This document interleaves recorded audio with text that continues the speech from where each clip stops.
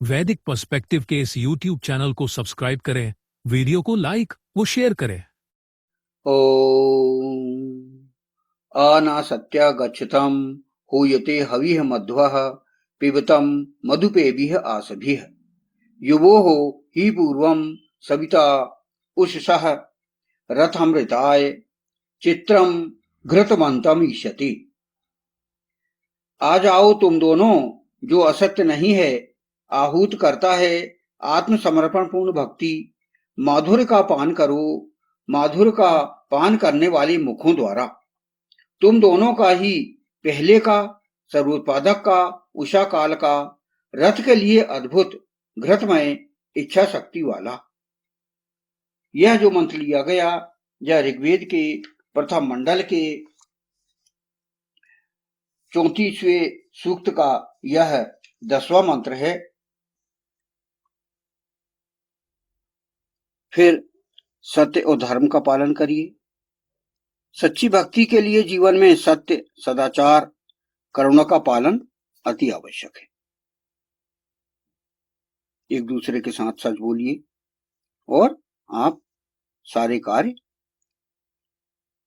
एक कर्तव्य बना लीजिए, वही आपके लिए धर्म है।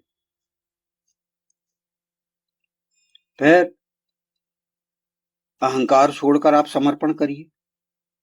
समर्पण का अर्थ है मैं और मेरा का अहंकार कम करना, हर परिस्थिति को ईश्वर की इच्छा मानकर स्वीकार करना। आप मैं को छोड़िए, मेरा को छोड़िए। ये जो आपके अंदर अहम की भावना आती है, उसको छोड़कर हम ये कार्य करें कि हर कार्य, प्रत्येक कार्य हम ईश्वर को समर्पित होकर करें।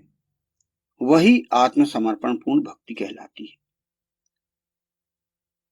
बहुत से उदाहरण आपको आदर्श मिलेंगे। आदर्श उदाहरण तो हमारे पुराणों में मिलेंगे आपको। भगवान विष्णु,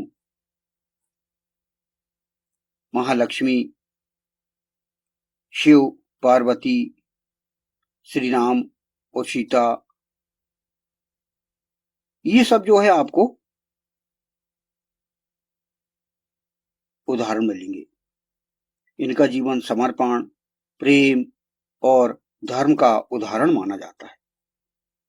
ये सभी जो थे वे धर्माचरण में लिप्त थे पूरी तरह से। उनके पूरे सारे कार्यकलापों में धर्माचरण झलकता है। पति पत्नी आत्मसमर्पण की भक्ति इस प्रकार कर सकते हैं, मतलब ईश्वर को जीवन का केंद्र बनाना, साथ में प्रार्थना, ध्यान, फिर सेवा और त्याग की भावना होना चाहिए।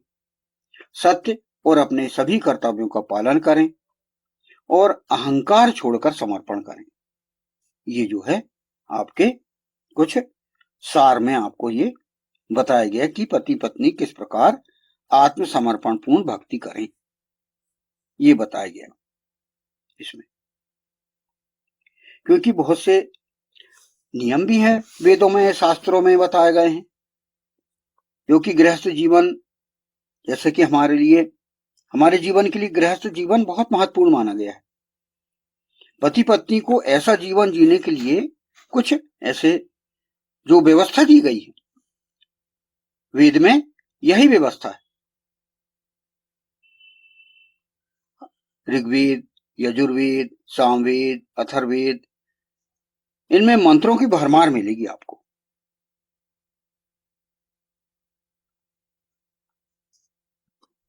यदि हम पूरी तरह से नियम से चलें या अनुशासन से चलें या डिसिप्लिन से चलें हम, तो हमें एकता झलकेगी हमारे स्वभाव में, हमारे व्यवहार में।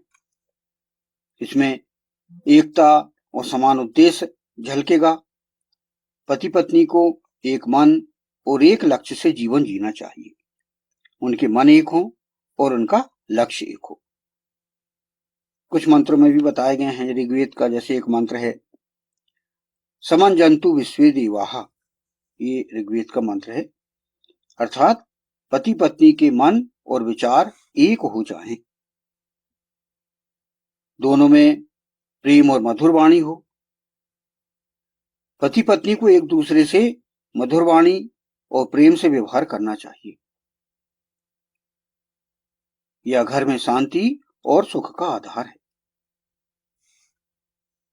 परस्पर सम्मान करें एक दूसरे का। पति पत्नी एक दूसरे को सम्मान दें और बराबरी का भाव रखें। तो क्या है कि वेदों में पत्नी को सहधर्मचारिणी कहा गया है, अर्थात धर्म के मार्ग पर साथ चलने वाली। तो हम ये समझ रहे हैं कि पति पत्नी को कैसे साथ चलना है, उनकी व्यवहार पद्धति यह बताई जा रही। धर्म और सत्य का पालन करें। दोनों को जीवन में सत्य, धर्म और सदाचार का पालन करना चाहिए। यही परिवार और समाज के लिए आदर्श बनता है। फिर मिलकर यज्ञ और उपासना करें वो। यानी हम ये समझ रहे हैं कि आत्मसमर्पण पूर्ण भक्ति कैसे करें। यह व्यवहार पद्धति आपको यहां पर बताई जा रही है। जैसे मिलकर आप यज्ञ करिए, मिलकर आप उपासना करिए, साथ में बैठकर आप शास्त्र पढ़िए और मंथन करिए, एक दूसरे से चर्चा करिए। वेदों में गृहस्थ दंपति को साथ मिलकर प्रार्थना, दान, स्तुति ये करने की प्रेरणा दी गई। इससे जीवन में पवित्रता आती है। आपके इस व्यवहार में पवित्रता रहेगी, आपका मन पवित्र होगा। फिर आप संतानों का उत्तम संस्कार करिए, आप संस्कारों से भर दीजिए। पति पत्नी का कर्तव्य है कि वे बच्चों को ज्ञान, नैतिकता और धर्म का संस्कार दें। फिर सहयोग और त्याग होना चाहिए। वैदिक व्यवस्था में दंपति को जीवन की कठिनाइयों में एक दूसरे का सहारा बनने और त्याग की भावना रखने का संदेश दिया गया है। आप पूरे चारों वेदों को पढ़ लीजिए, तो उसमें विशेष रूप से पति पत्नी के ही व्यवहार के बारे में चर्चा की गई है। यदि इस सृष्टि में पति पत्नी के संबंध अच्छे हो जाएं, तो इस दुनिया में स्वर्गिक वातावरण बन जाए। तो इस प्रकार हम समझ सकते हैं कि वे किस प्रकार करें आत्मसमर्पण पूर्ण भक्ति, और उसके अनुसार आप अपना जीवन बिताएं। मन और लक्ष्य की एकता होना चाहिए, प्रेम और मधुर वाणी होना चाहिए, परस्पर सम्मान होना चाहिए, सत्य और धर्म का पालन होना चाहिए, फिर साथ मिलकर उपासना होना चाहिए और संतानों को अच्छे संस्कार दें, सहयोग और त्याग। ये सभी जो है बातें आपको वेदों में बताई गई हैं। और गृहस्थ जीवन ही बहुत ही श्रेष्ठ जीवन कहलाता है। जैसे कि हमारे जीवन के 4 आश्रम हैं। पहला ब्रह्मचर्य आश्रम, दूसरा गृहस्थ आश्रम, तीसरा वानप्रस्थ आश्रम और चौथा संन्यास आश्रम। इस हमारे जीवन को इन 4 भागों में बांटा गया है। इसमें गृहस्थ आश्रम सबसे महत्वपूर्ण और आधार माना गया है, जिसका उल्लेख आपको वेदों में मिलेगा, मनुस्मृति में मिलेगा और अन्य धर्म ग्रंथों में भी मिलेगा। तो सभी आश्रमों का आधार यही गृहस्थ आश्रम है, इसलिए श्रेष्ठ कहा गया इसे।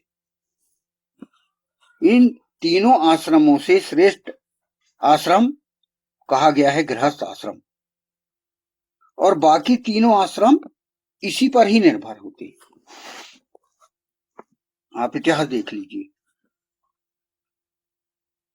सभी आश्रमों का आधार यही गृहस्थ आश्रम है।